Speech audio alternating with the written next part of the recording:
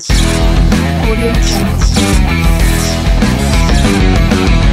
Audio Jungle. Assalamualaikum warahmatullahi wabarakatuh. Hai sahabat BNNP Aceh dimanapun Anda berada. Semoga selalu dalam keadaan sehat. Dan senang rasanya saya Ida Karimudin hadir menyapa Anda semua dalam program podcast BNNP Aceh. Nah, untuk tema kali ini kita kedatangan tamu yang cukup spesial nih ya sahabat. Di sini kita akan berbincang-bincang bersama Agam Inong Kota Banda Aceh. Sudah bersama kita Agam Inong Kota Banda Aceh tahun 2022. Kita sapa dulu ya. Assalamualaikum warahmatullahi wabarakatuh. Waalaikumsalam warahmatullahi Inong Nifa dan Agam Dodi. iya, apa kabarnya nih hari ini nih? Alhamdulillah sehat. Akhirnya sampai juga ya di ruang ekspresi BNN Aceh ya. Mungkin bisa diceritakan ke sahabat BNNP Aceh apa aja sih keseharian kalian setelah terpilih menjadi Agam Inong Kota Banda Aceh tahun 2022. Mungkin dari Agam Dodi dulu. Keseharian ya. Kalau ditanya soal keseharian, paling kalau sekarang karena baru kepilih juga nih, jadi memang kita lagi fokus untuk terus belajar ya nih Pak, karena kita untuk persiapan provinsi juga kan. Jadi memang di Agam Inong kita ada tahap-tahap yang harus kita lewati gitu, mulai dari Banda Aceh dan nanti akan fokus ke provinsi seperti itu. Dari Inong Nifa sendiri? Ya, jadi selain kami juga menyiapkan diri ya untuk provinsi di bulan 9 nanti, mohon doanya juga rekan semuanya. Kami juga ikut beberapa kegiatan seperti kemarin kami baru pulang dari Apexi, itu asosiasi pemerintah kota seluruh Indonesia. Jadi kami di sana memperkenalkan Banda Aceh lewat Expo dan Pawai Budaya. Juga kami pastinya mempunyai program dan advokasi yang nantinya akan kami laksanakan. Seperti Kira-kira apa sih itu programnya yang kalian canangkan selama menjabat sebagai Agam Inong Kota Banda Aceh? Ya, selain mempromosikan pariwisata lewat digital ya Kak ya, mau baik itu dari sosial media masing-masing, Instagramnya Bang Dodi ataupun Instagramnya Nifa sendiri, kami juga mempunyai program dari kami berdua yang fokusnya itu ke UMKM Kak, karena kami juga kita sekarang tahu baru back to COVID, kita baru normalisasi lagi, dan UMKM atau ekonomi kreatif itu salah satu yang memang benar-benar terdampak dari COVID kemarin. Jadi kami ingin membantu apa itu mempromosikan ataupun memberikan lagi ide-ide baru kepada ekonomi kreatif. Wah, pastinya sangat menginspirasi buat sahabat-sahabat di luar sana ya. Nah, ini kan kalian baru terpilih nih menjadi Agam Inong Kota Banda Aceh nih. Dan pastinya nggak mudah ya. Yang kita tahu untuk menjadi Agam Inong itu harus melewati beberapa tahap dan harus melewati beberapa finalis ya. Hingga akhirnya kalian sampai di tahap ini. Bagaimana sih perasaan kalian? Mungkin bisa diceritakan kepada sahabat BNP Aceh. Kalau ditanya soal perasaan ya, yang udah pasti luar biasa Kak, karena memang kalau dari Dodi pribadi ini memang betul-betul suatu pengalaman baru ya dalam perdutaan, karena memang kalau kita bicara soal background Dodi dulu, belum pernah ada nih kepikiran untuk menjadi duta awalnya. Cuman memang karena pengaruh lingkungan juga, dan juga dulu di sekolah banyak alumni-alumni yang duluan ikut duta gitu. Jadi setelah sharing-sharing, ternyata banyak positifnya kayak gitu. Jadi memang ya seperti itu sih. Dari Nifa sendiri? Nah, kalau Nifa agak berbeda dari Bang Dodi, karena Nifa dari dulu memang udah suka bergelut di ajang-ajang perdutaan seperti itu Kak. Tapi di Agam Inong ini agak berbeda, apalagi tahun ini karena seleksinya itu lumayan panjang. Itu lebih dari 2 bulan kita ya Bang ya. Lama banget ya 2 bulan ya? Iya, lama. Dan seleksinya ini benar-benar menguras waktu, tenaga semuanya karena ya, untuk tapi menjadi yang terbaik ya. Iya, tapi banyak yang kita dapat juga gitu Kak. Kita belajar Banda Aceh, budaya Banda Aceh dan lain sebagainya. Jadi setelah dinobatkan menjadi Agam Inong Banda Aceh, perasaan Nifa sendiri memang ini merupakan sebuah tanggung jawab besar. Karena kita sudah menjadi ikon juga di Banda Aceh, seperti itu Kak. Nah, dan pertanyaan selanjutnya nih, seperti yang kita ketahui nih ya, mungkin lebih ke Agam Dodi ya. Pemuda ini kan adalah agent of change ya, agen perubahan, dan kalian sendiri sebagai Agam Inong Kota Banda Aceh sudah menjadi ikon ya, seperti tadi Nifa bilang ya. Selain kalian mempromosikan destinasi wisata di Kota Banda Aceh, kira-kira kan apakah juga ikut mempromosikan atau mengkampanyekan bahaya penyalahgunaan narkoba nggak sih kepada pemuda Aceh khususnya? Oke. Kalau kita fokus soal narkoba memang kalau di Agaminong kita belum ada kegiatan khusus ya untuk istilahnya mempromosikan penyalahgunaan narkoba. Cuman memang kita di sini lebih fokus kepada memberikan kegiatan-kegiatan yang positif kayak gitu Kak. Karena memang seperti yang kita ketahui, narkoba ini inti utamanya itu mereka menggunakan narkoba karena memang ada kegiatan-kegiatan atau lingkungan yang dari mereka istilahnya mereka berada dalam lingkungan yang memang kurang produktif ataupun memang yang kegiatan positifnya itu kurang seperti itu. Memang di sini kita Agaminong istilahnya mampu memberikan kegiatan-kegiatan positif yang mana nantinya mereka juga dapat merubah mindset untuk lebih fokus pada kegiatan yang lebih positif gitu ya. Rata-rata kayak gitu ya, nggak ada kerjaan, terus karena lingkungannya yang nggak sehat, jadi harusnya mau nggak mau kadang terikut gitu ya. Dari Nifa sendiri gimana nih? Iya, menyambung dari Bang Dodi tadi, karena kita biasanya terjerumus ke suatu hal yang negatif itu karena selain lingkungan kita yang kurang mendukung kita, juga kita mungkin depresi ataupun stres dan lain-lain. Dan salah satu untuk mencegah itu kita mengikuti kegiatan positif sebanyak-banyaknya. Dan dengan kita melakukan kegiatan positif itu yang sebanyak-banyaknya tadi Kak, kita juga sudah membantu membangun pariwisata di Banda Aceh, karena salah satunya ada CHSE ataupun Cleanliness, Healthy, Safety, dan Environmental Sustainability. Itu adalah salah satu kunci dari sebuah destinasi wisata. Dan kalau kita udah clean, udah healthy, kita juga pastinya udah insya Allah terhindar dari bahaya narkoba dan lain sebagainya, dan itu bisa membangun pariwisata kita juga. Keren gitu banget ya Nifa nih ya sahabat. Jadi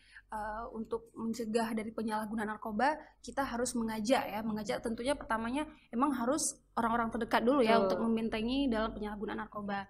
Nah kalian kira-kira tahu nggak sih bagaimana kondisi anak muda Aceh, khususnya kaum milenial di Aceh? Kira-kira rentan nggak sih terkena penyalahgunaan narkoba? Karena yang kita ketahui Aceh juga termasuk menduduki peringkat tertinggi ya dalam penyalahgunaan narkoba.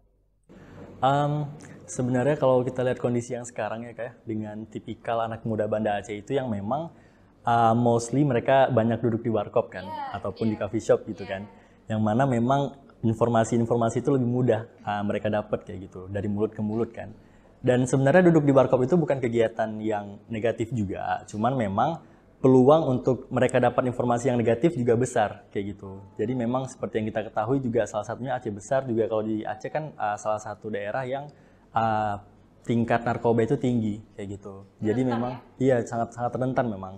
Dan itu juga kalau kita bicara soal data memang kebanyakan anak muda kan dan juga remaja gitu.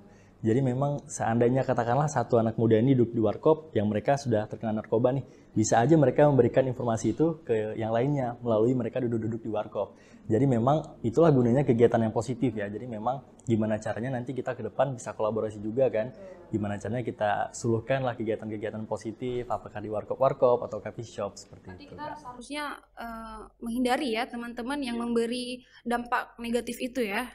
Karena kalau di teman kita kasih dampak negatif untuk kita, berarti itu bukan teman gitu Kak. Apalagi ngajak kita untuk karena kan tadi narkoba. kayak tadi Agam Dodi sendiri bilang anak Banda Aceh ini sukanya duduk di coffee shop. Jadi gara-gara kadang dia niatnya tuh cuma duduk-duduk aja, tapi akhirnya karena tadi mulut ke mulut ya informasi yang sebenarnya itu tidak perlu dia dapat, ya akhirnya terjerumus ke penyalahgunaan narkoba. Mungkin dari kalian sendiri nih, kira-kira punya nggak sih pengalaman teman atau lingkungan sekitar melihat orang yang terkena narkotika? Sebenarnya ada sih Kak. Jadi memang dulu kan kalau boleh cerita sedikit, memang dulu kan Dodi sendiri kan kuliahnya di Jakarta. Jadi memang ada beberapa teman yang bahkan teman dekat juga nih yang sangat disayangkan terjerumus ke dalam narkoba kayak gitu. Jadi memang sudah pernah melihat langsung dampaknya seperti itu. Agam Dodi, apa yang Agam Dodi lakukan? Jadi memang kemarin itu sempat ada ajakan juga nih, karena seperti yang kita tahu kan teman-teman dekat kan. Jadi memang kita satu circle, satu kosan juga, satu lingkungan kosan. Jadi sempat beberapa kali ada ajakan, walaupun memang bukan ajakan yang langsung, tapi kita paham soal komunikasi mereka, istilahnya mainlah ke kamar kayak gitu kan. Cuman memang pada saat itu kebetulan saya juga di BEM kan, di kampus, jadi memang sudah paham duluan nih, jangan sampailah kita terjerumus ya dengan hal-hal itu, karena itu bisa berdampak juga ke kegiatan-kegiatan positif yang kita jalani kayak gitu Kak. Sempat dikasih tahu gitu ya? Sempat dikasih tahu. Akhirnya tidak mencoba. Soalnya mungkin teman dekat ya, takut nanti salah ngomong gitu ya. Seharusnya sama kegiatan-kegiatan BEM tadi kan. Jadi memang dan kebetulan teman dekat saya ini memang tipikal yang di depan laptop terus Kak. Mulai itu apakah itu game kayak gitu loh. Jadi memang nggak ada kegiatan eksternal yang dia lakukan. mungkin gara-gara itu juga ya, seperti ini. Bisa jadi. Mungkin karena tadi kegiatannya nggak ada yang positif, dia kurang aktif gitu ya. Jadi mungkin yang namanya anak muda ini penasaran gitu ya, atau mungkin dia merasa kan kita nih di umur yang muda ini masih labil ya, iya masih labil ya, kita banyak ingin tahu gitu, akhirnya ya terjerumus gitu. Karena awal-awal coba itu karena ragu biasanya. Iya, coba nggak ya, ragu ya kan, gitu. sebenarnya. Ragu dan penasaran. Sebenarnya itu hal yang tidak patut dicoba ya. Betul. Mungkin ini untuk menutup bincang-bincang kita kali ini, ada nggak sih harapan dan pesan kalian untuk pemuda Aceh di luar sana agar tetap berprestasi dan sukses dalam membentengi penyalahgunaan narkoba?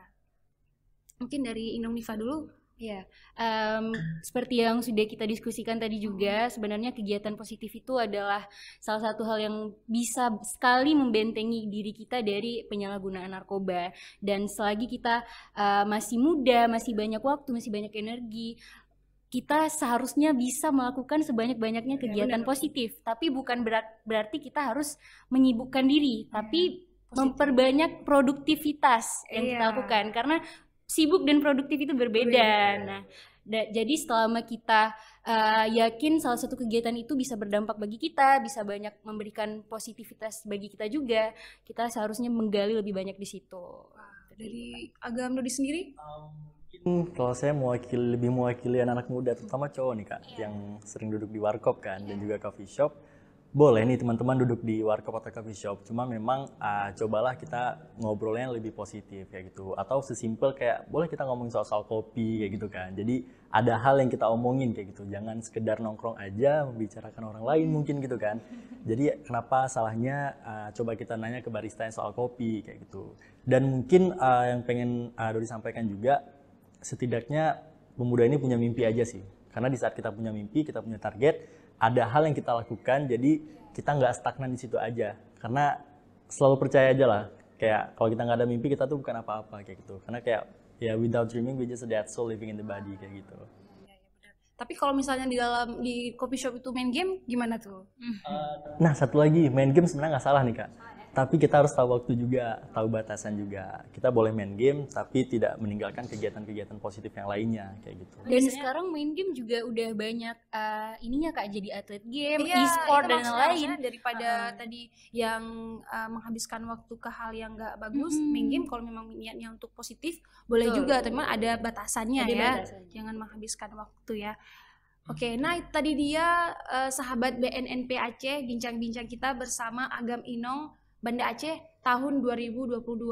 Intinya kita bersama-sama membentengi diri dan orang-orang terdekat dalam bahaya penyalahgunaan narkoba. Dan saya ucapkan terima kasih kepada Inung Nifa dan Agam Dodi sudah mau meluangkan waktunya di Ruang Ekspresi BNN Aceh. Terus saksikan podcast BNNP Aceh. Wassalamualaikum warahmatullahi wabarakatuh.